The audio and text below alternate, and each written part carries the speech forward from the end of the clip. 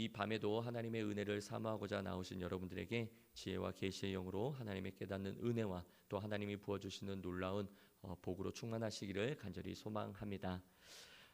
오늘 우리가 함께 읽은 이 본문은 이스라엘 백성들에게 안식년과 희년을 지킬 것에 대한 말씀입니다. 안식년은 마치 하나님께서 6일 동안 천지창조를 하시고 7일째 되던 날 그 안식하셨던 것과 같이 6년 동안 일하고 7년째 되던 해에는 쉬는 것을 의미합니다. 그리고 7년을 한 주기로 그 안식년이 7번 실행된 후 50년째 되던 해도 희년이라고 하여 똑같이 쉼을 누리도록 하셨습니다. 그러다 보니 어쩔 때는 2년간 안식하기도 했습니다. 즉 49년째는 안식년이라서 쉬고 50년째는 희년이라고 쉬는 그러한 주기도 있었기 때문이죠. 그래서 그 시기에는 2년 동안 안식하는 경우도 있었습니다. 그러니 농사를 짓는 사람들에게는 어쩌면 큰 걱정이 될 수도 있었습니다. 20절에 안식년에 1년을 쉬고 더군다나 희년까지 겹쳐서 2년을 쉰다면 그동안 뭘 먹고 살아야 되나라는 이러한 고민이 있었던 것 같습니다.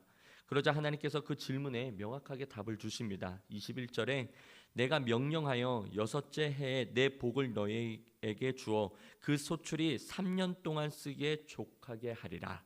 2년 동안 쉬고 다시 농사를 지어 소출이 될 때까지 총 3년 동안 생계를 유지할 수 있는 복을 주신다라는 것이죠.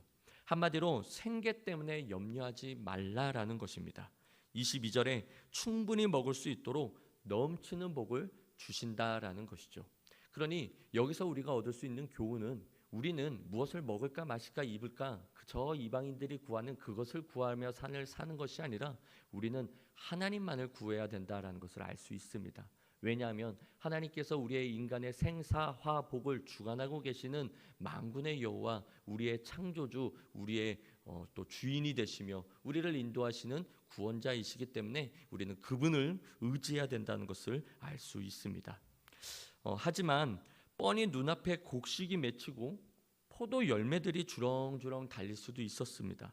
어찌 이것을 농사꾼의 눈으로 그냥 좌시만 할 수 있겠었습니까? 열매를 거두지 못하더라도 다듬을 수는 있지 않았을까요? 그러나 하나님은 단호하게 5절과 11절에 보니까 그 또한 하지 말라고 명령하십니다. 그렇다고 해서 그 곡식이 열매를 아예 먹지 못하게 하신 것은 아니셨습니다. 6절과 7절 말씀을 보니까 이 곡식이나 열매들은 누구나 먹을 수 있었다라는 것이죠. 심지어 들짐승과 가축들까지도 이 열매를 먹을 수 있었습니다. 즉 이 시기만큼은 누구의 소유도 아니고 또 누구도 농사를 지어서는 안 됐기 때문에 자연스럽게 맺혀진 열매는 어느 누구나 먹을 수 있었다라는 것이죠. 계속해서 10절에 희년 때엔 모두가 자기의 소유지와 가족에게로 돌아갈 수 있었습니다. 여러 가지 이유 때문에 어쩔 수 없이 종이 되었지만 희년 때엔 모두가 자유인으로서의 신분으로 회복될 수 있었다라는 것이죠. 물론 이 항목은 이스라엘 백성들에게만 해당되는 거였습니다. 이방의 종들은 희년이라고 해서 풀어줄 수는 없었어요. 그냥 이스라엘 백성들에게만 이런 규례였다라는 거죠. 또한 여러 가지 이유로 자기의 땅을 다른 사람들에게 팔았던 자들도 아무런 조건 없이 이 희년에는 다시 돌려받을 수 있었습니다. 엄격한 의미로 땅을 이렇게 판다라기보다는 임대하는 개념이 좀 컸었습니다. 그렇기에 희년이 몇 년 남았느냐에 따라서 땅의 가격을 매기기도 하였고 15절과 16절 그리고 14절과 17절 이런 매매에 결코 속이는 일이 없도록 정직하게 할 것에 관해서 명령하셨습니다. 그래서 희년이 되면 여러 사정에 의해 종이 되었든 자기 땅을 누군가에게 팔았든 다시 원래대로 돌아오도록 회복되도록 다시 출발할 수 있는 기회를 제공해 주셨다라는 것이죠. 이처럼 하나님께서 안식년과 희년의 은혜를 주신 이유는 이스라엘 백성들로 하여금 1년간의 그 안식 기간을 통해서 그냥 단순히 쉼을 주기 위함이 아니라 하나님과의 보다 깊은 영적 교제를 나누기 위하여 모두가 쉬도록 하셨다라는 것이죠. 신명기 31장 10절에서부터 13절 말씀을 다 함께 읽겠습니다. 모세가 그들에게 명령하여 이르기를 매 7년 끝에 곧 면제년의 초막절에 온 이스라엘이 내 하나님 여호와 앞 그가 택하신 곳에 모일 때에 이 율법을 낭독하여 온 이스라엘에게 듣게 할지니 곧 백성의 남녀와 어린이와 내 성읍 안에 거류하는 타국인을 모으고 그들에게 듣고 배우고 내 하나님 여호와를 경외하며 이 율법의 모든 말씀을 지켜 행하게 하고 또 너희가 요단을 건너가서 차지할 땅에 거주할 동안에 이 말씀을 알지 못하는 그들의 자녀에게 듣고 내 하나님 여호와 경외하기를 배우게 할지니라. 아멘. 이 희년에 또는 이 안식년에 이러한 일을 하기를 원하셨다라는 것이죠. 한마디로 안식년엔 율법을 낭독하여 하나님을 경외하는 방법을 배우게 하라라는 것이었습니다. 다시 말해 안식일은 단순히 쉼이 아니라 하나님과 깊은 교제를 나눌 수 있는 시간이길 바라셨다라는 것이죠. 그렇게 하나님과의 깊은 교제의 시간을 누리는 이스라엘 백성들은 영육간에 참된 안식과 평안을 얻을 수 그러한 것만 얻는 것뿐만이 아니라 3년 동안 먹고 남는 하나님의 놀라운 그 생존을 위협하는 그러한 복도 얻을 수 있었다라는 것입니다. 보다 능력 있는 삶, 더 많은 열매를 맺는 삶을 살기를 원하시는 분이 바로 우리 하나님 아버지이시다라는 것이죠. 이스라엘 백성들이 희년을 통해서 자유와 해방을 누릴 수 있었듯이 우리도 예수 그리스도를 통해서 죄로부터 자유와 해방을 누리게 되었습니다. 더구나 그날에 이스라엘 백성들에게 기업이 다시 회복되었듯이 우리에게도 영원한 우리의 본향인 하나님 나라가 기업으로 회복되어졌습니다. 이것은 우리에게 참으로 놀라운 은혜와 복이 아닐 수 없는 것입니다. 이스라엘 제사장들은 바로 그런 기쁨의 소식을 온 백성에게 알리기 위해서 9절에 보니까 전국에 나팔을 일제히 불었습니다. 우리도 더 이상 잠잠히 있지 말고 지금부터라도 예수 그리스도 안에 있는 그 해방의 좋은 소식을 만백성에게 알리기 위해서 복음의 나팔을 열심히 부는 저와 여러분 우리 모두가 되시기를 간절히 소망합니다. 계속해서 23절 땅은 하나님의 것이라고 말씀하십니다. 그래서 돈이 없어서 땅을 팔았다 하더라도 희년에는 다시 되돌려줘야 했습니다. 뿐만 아니라 돈이 생기면 언제든지 되찾을 수도 있었습니다. 나에게 여유가 생겼으면 26절에 보니까 희년까지의 차액을 지불하고 되돌려 받을 수도 있었고 아니면 25절에 보니까 나에게 가장 가까운 친족이 대신 그 땅을 사줄 수도 있었습니다. 그 값을 대신 갚아주고 물을 수 있었다라는 것이죠. 왜냐하면 땅의 주인은 그가 아니라 또는 내가 아니라 하나님이시기 때문입니다. 여기서 무르다라는 말은 해방시키다라는 말입니다. 또는 구속하다라는 뜻으로서 자신이 판 토지에 대해서 일정한 대가를 지불하고 원래의 권리를 회복하는 것을 말합니다. 즉 이스라엘 사회에서는 부득이하게 토지를 팔았을 경우 일정한 대가만 지불하면 언제든지 본래의 권리를 회복할 수 있었습니다.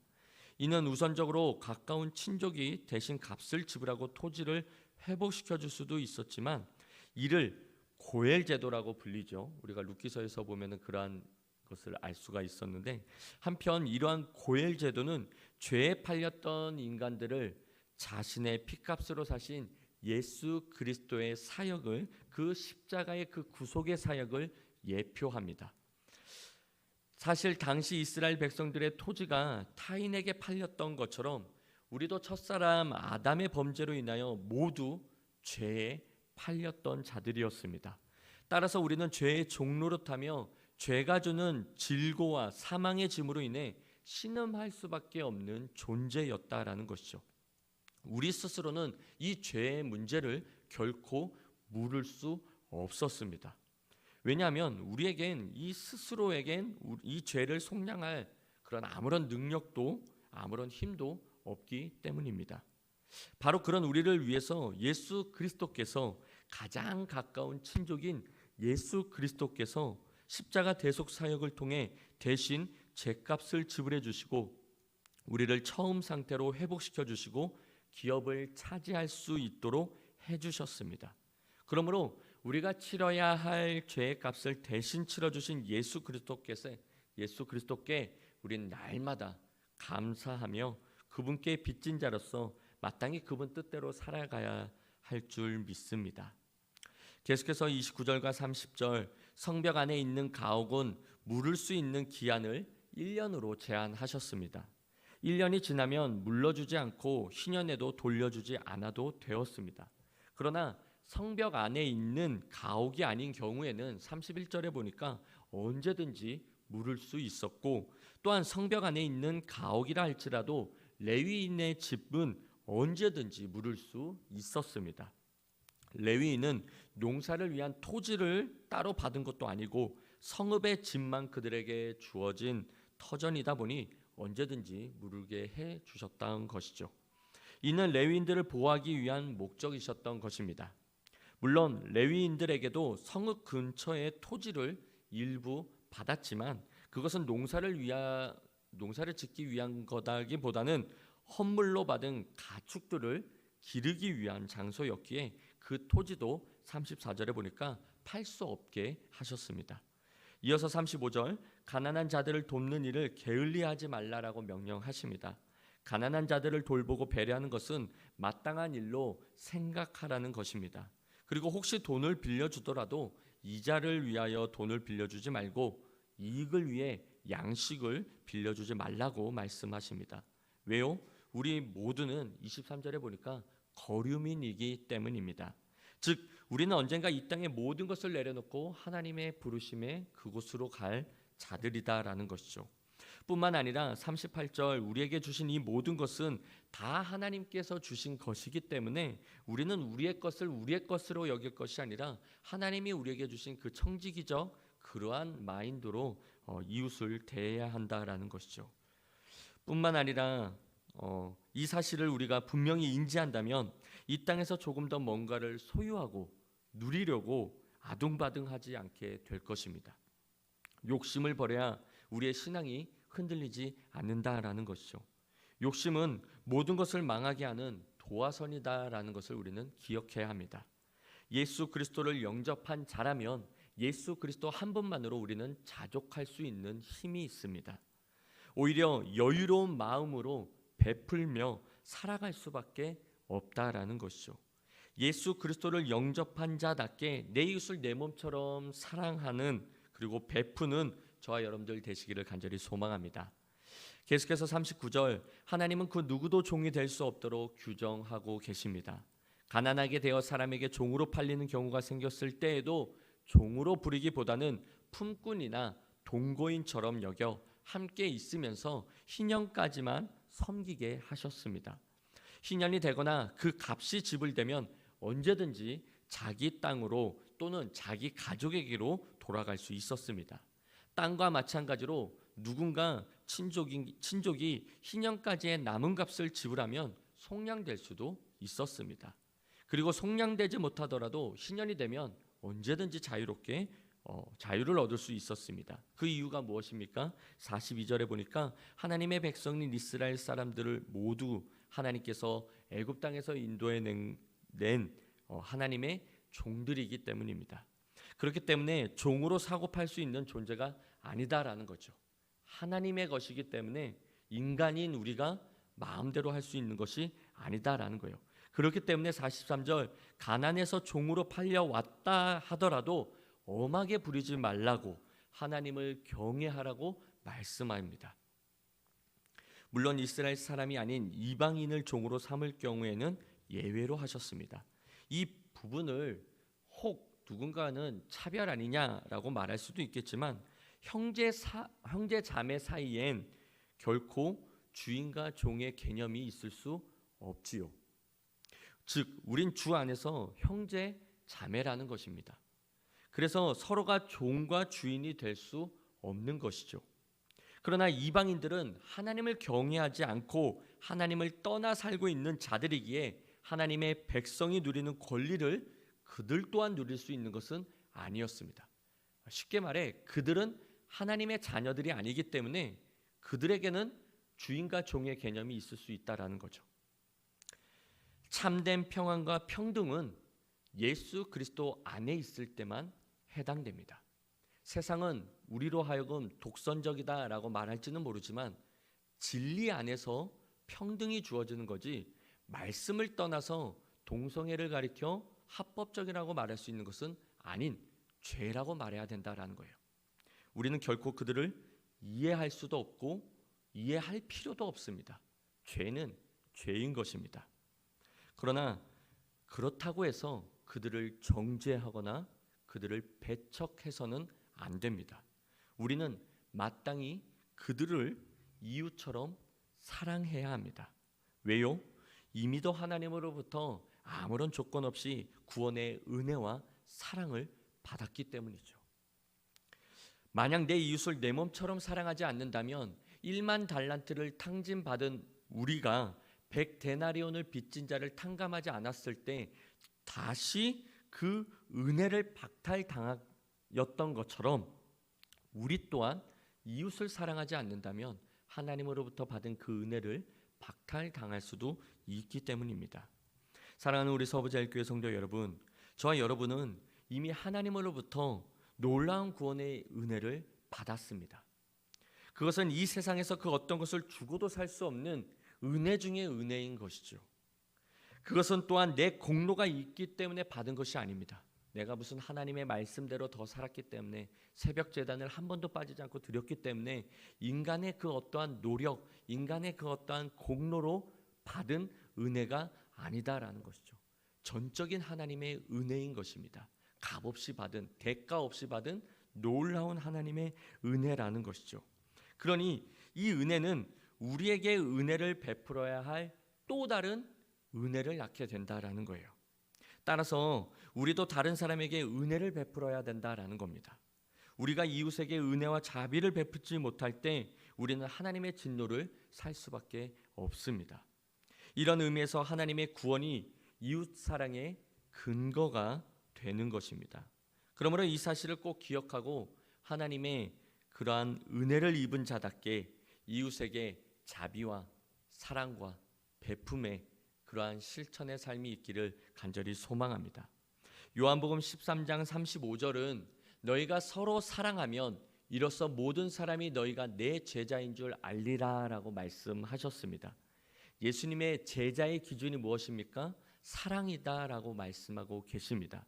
그래서 내가 내 입술로 나는 크리스찬입니다, 나는 기독교인이에요, 나는 예수님의 제자입니다, 굳이 말할 필요가 없다라는 겁니다.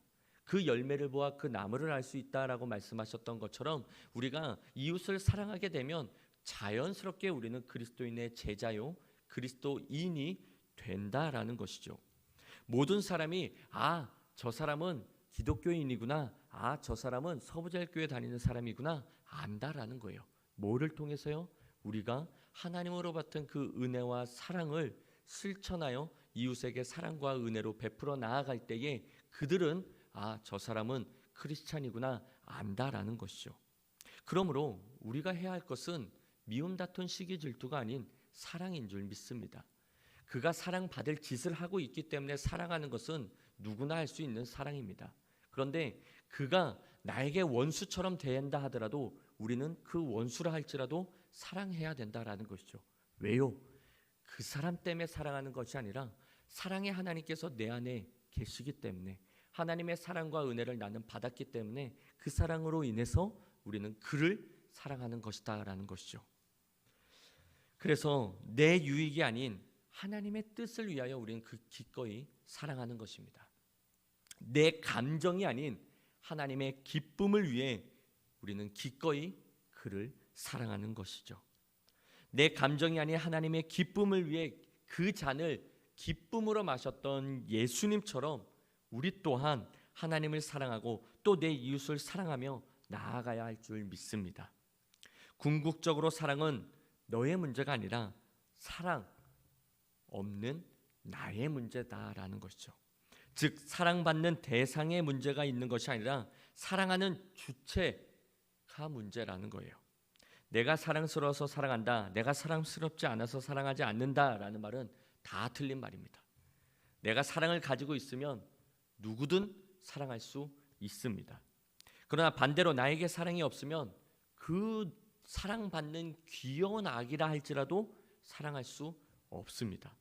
우린 그 사람에 의해서 반응하지 않습니다.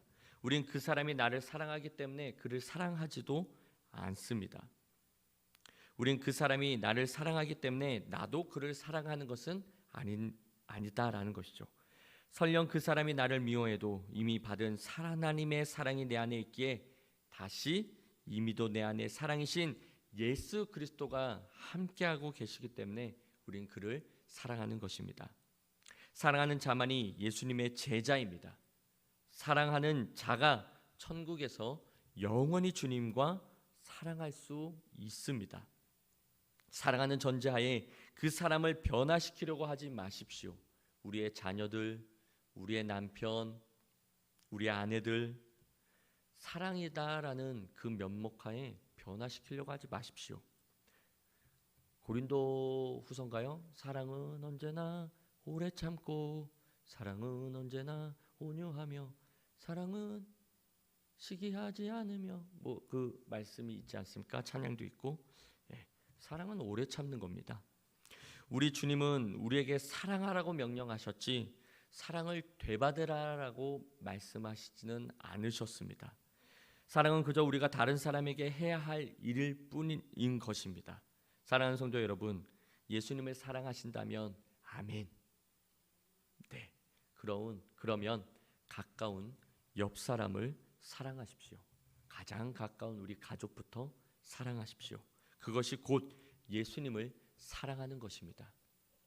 우리가 굳이 9절에 말씀하는 것처럼 나팔을 크게 불려야 할 이 안식년과 이 신년에 가장 큰 나팔은 하나님께 받은 그 사랑을 이웃에게 사랑으로 보여주는 겁니다. 즉 받은 복음을 복음으로 제시해 주는 것만큼 큰 사랑은 없다라는 것이죠. 정말 하나님으로부터 받은 그 사랑을 받은 자답게 사랑으로 나아가는 저와 여러분 우리 모두가 되시기를. 그래서 정말 하나님이 부어주시는 그 놀라운 은혜와 사랑과 참된 안식과 평안이 정말 날마다 우리의 삶 속에서 늘 샘솟아 늘 기쁨으로 주님과 한 걸음 한 걸음 동행해 나아가는 저와 여러분 우리 모두 거듭난 자다운 우리의 삶이 되시기를 우리 주님의 이름으로 간절히 축원합니다.